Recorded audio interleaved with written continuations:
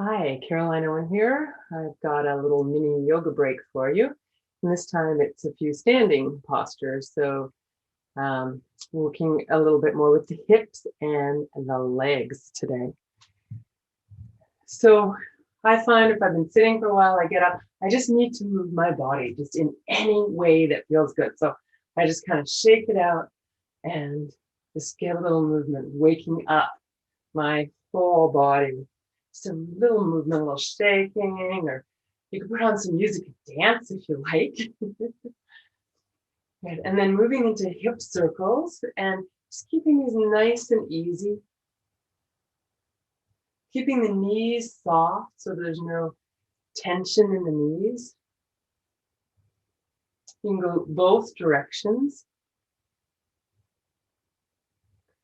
And you may even try different shapes, like a figure eight, going up, back, around, back, and around with your hips. So feel free to play around and find a movement that gets into the areas where you feel tight from sitting, because it's going to be a little different for each of us, whether we, the hip chair is higher or lower, whether you're a leg crosser or like to have your feet on the floor or raised up a little bit. It's all going to be a little bit different. So find the movement that works best for you.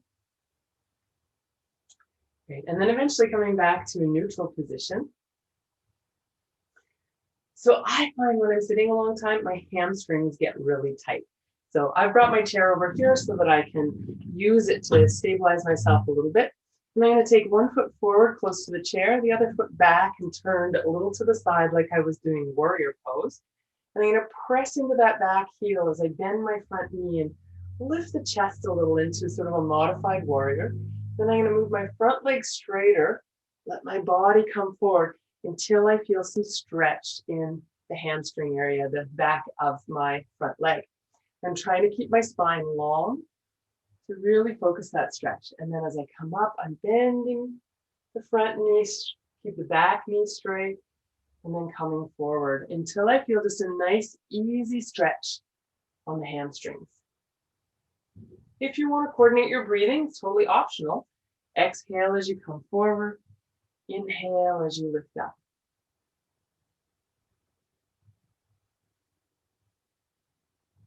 This time we're going to stay upright. And if you have your left leg forward, you're going to bring your left hand to your hip or keep it on the chair, or vice versa. Whichever leg is forward, that hand can be on the chair or on your hip. And we're going to take the other arm, lift it up, big breath in. And then as you bring it down, you can straighten the front leg. So we're going to lift up, really pressing into that back heel, reaching up with the upper arm, and then back. A couple more like that.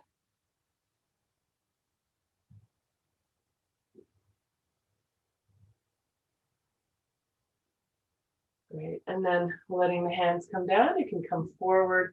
Again, keeping your spine nice and long. Maybe rest your elbows or your hands on your chair. Front leg can be bent or straight, wherever you feel just the right stretch for you, and hold for a few breaths. Then we're going to switch sides. So you can come back to the center. Other foot is forward. The back foot is turned a bit to the side so your whole foot can be on the ground.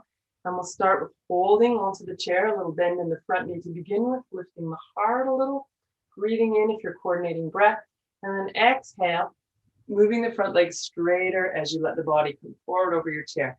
That feels really good to me right now. I've been sitting a lot of this morning. I'm just going to gently ease into those hamstrings, working dynamically. So I'm moving in and out of that stretch. Very gently encouraging my hamstrings to relax, to lengthen a little, to let go of some of the gripping that comes from sitting. Right. And then whichever arm is forward, you can place that hand on your hip or keep it on the chair as we lift the opposite arm, breathing in, exhaling, bringing the arm down, straightening the leg. Inhale, exhale. I can't say enough that if it feels uncomfortable to coordinate the breath with the movement, just move and breathe freely. It's much more important to have the breath comfortable and that you're breathing than that you're breathing in any particular way.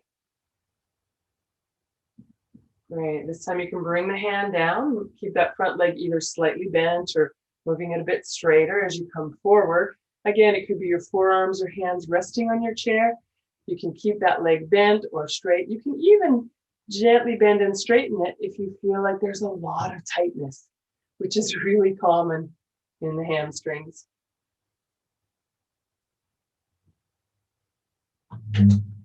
Great. Just be careful if your chair is on wheels like mine is. You don't push it away from you. I've got it blocked against the shelf here, so I'm safe, but you want to make sure you're not landing on your face with your chair rolling away from you. Great. And then you can come upright, and we'll come back to the center. So the next one we'll do is a half squat, and the idea here is to get the blood flowing into these big muscles of the quadriceps. So we tend to stagnate when we're sitting, so we want to get the blood flowing. So you can reach up with the breath in, exhale, and let the hands come to the thighs. Keep the heart lifted as you sink the hips down, and then inhale and lift. If you want to work a little harder, instead of placing the hands on the thighs, bring them right in front of you. And if you still want to work harder, instead of bringing them in front of you or to the thighs, keep them overhead as you sink your hips. Whatever version feels right for you. And then again, you can do a few more dynamically, or if you want to really work those thighs, you can sit and stay for a moment. So again, hands on the thighs is going to give you a little more support, make it easier. Arms up gives you a little more workout for the back. Arms overhead, a lot more workout for the back. So you decide. This is a great one if you've been sitting all day, so wakes up the legs and gives a little arch to the back. You can see here, I'm not slumping over here, but trying to keep my body upright. Good, and then released. So now the thighs are all warmed up and there's lots of blood flow moving there. You can give it a little shake out, and then we'll come into an optional position where we take the foot behind us. And this is going to be helpful to stretch out the thighs a little bit. It may not be available to you. So you can always use a belt or a sock to take your foot if that's helpful, if you can't quite reach your foot or ankle. So either using a belt or whatever you've got handy, taking a hold of your foot, and then gently drawing your heel toward your hip as you draw the belly button back a little bit. So we don't want to arch the back here. We want to keep the spine neutral and just finding the stretch that feels right for you. Again, you can use your chair for support, and then you can switch sides. So taking the other leg behind. Again, as the heel comes towards your hip, you want to think about drawing the belly back a little toward the spine. And then release. And then pause for a moment. You can bend and straighten your legs a few times if that feels good, just to release and come back to neutral after the stretch for the quadriceps. And then pause in mountain pose for a moment. Tune in, especially to your lower body, which we've just been working, the hips and the legs. Notice what you feel there. Feel the ground beneath your feet.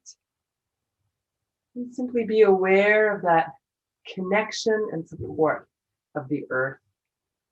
Our beautiful legs holding us up, giving them a little energy through movement.